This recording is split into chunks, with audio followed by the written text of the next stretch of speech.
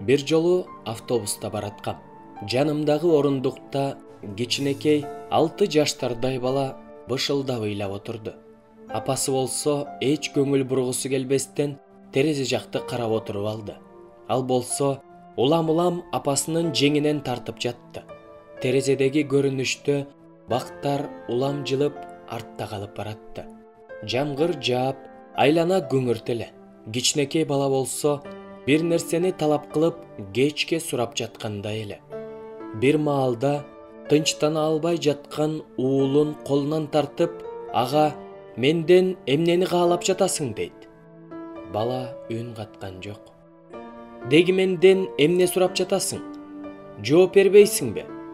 Билесиңби, сен кимсиң? Сен эч ким эмессиң.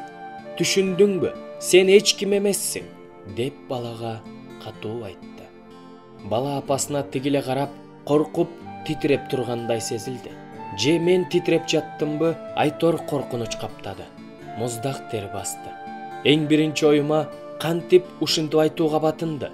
Кимди ойлоп баратат деген ойлор келген эсимде. Сени көргүм келбейт, деп дагы бир ирет үн катты. Сен аны өлтүрбөдүңбү дедим. Бирок мени эч ким уккан жок. Автобустагы элдер эч нерсе болбогондой кетип баратышты. Мен кыймылдабай отурдум.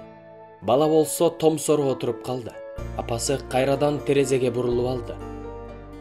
Бала баягыдай болуп, тынчы кетпей, алдыдагы отургучтун артын карап баратты.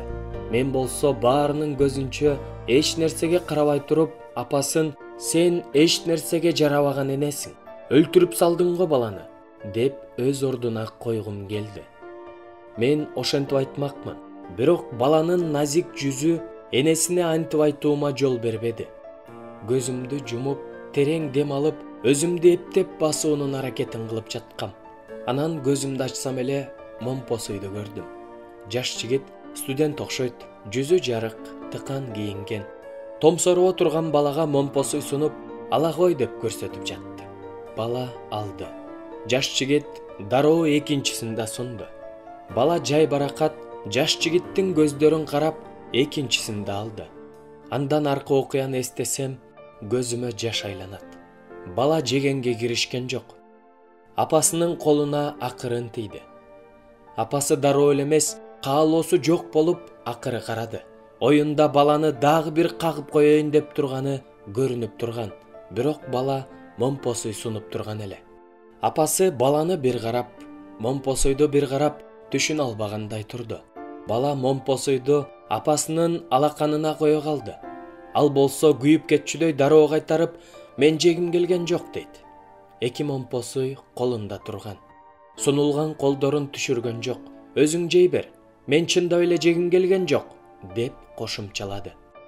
Анда бала Момпосуйду апасынын тизесине коюп койду. Окуядагы ошол жымжырттыкты эч качан унутпайм. Баланын чоң адамдардай болгон ошол кадамы эсимден кетпейт.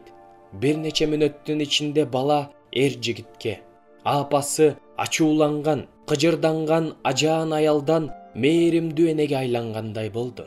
Башкаларга билбейм, мага ошондой сезилди. Апасы унчукпай отурду. Көпкө үн каткан жок. Баласын биринчи жолу көргөндөй карап турду. Анан кучактады. Бала да аны кучактады. Бала Момпосуйду ачып, апасына берди. Апасы оозуна салганга чейин бала да жеген жок. Элестетип жатасыңарбы? Бул да таң калыштуу болду, бирок жагымдуу таң калуу эле. Анан өзүм жөнүндө ойго чөмүлүп кеттим. Мына, сен абдан адилеттүү адамсың да. Туруп барып, урушуп, соттоп салгың келди эле. Эч кандай жыйынтык чыгармак эмессиң. Болгону уруш талаш эле болмок. А бул бала, карачы, ал кандай акылдуу, кандай улуу кадам кылды. Анын жасаганы жүрөккө жетип, көзгө жаш алдырат. А жаш жигитчи, жанагы эки Момпосуйду берген студент, ал жөн гана Момпосуй берди да, деп ойлондум. Оюмду жыйнап өзүмө келе калып, арткы терезеден карасам, жанагы жаш жигит көчө бойлоп бир топ артта калыптыр. Апасы менен бала бири-бирине баштарын жөлөп, жаш сүйүшкөндөрдөй болуп баратышыптыр. Аңгыча айдоочу менин аялдамамды жарыялап калды. Мен чыгып баратып, баланын колуна акырын тийдим. Муну менен ага рахмат айтканымды билдиргим келди.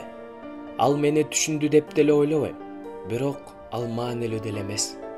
Бул сабакты өмүр бою эсимде сактап калдым. Эстешин го эстеп калдым. Бирок ошону түшүнүп аткарыш үчүн жылдар керек болду. Ушундай үлгүнү биз чоңдор билсек гана, ушундай иштерибиз менен тарбия берсек гана, кыйкырык, уруш, жемелөө, сабоо менен эмес, өзүбүз көрсөтчү ушундай жакшы үлгү менен тарбияласак экен. Кичинекей бала ушул үлгүнү апасына да, мага да көрсөттү. Ал биздин көз карашты өзгөрттү.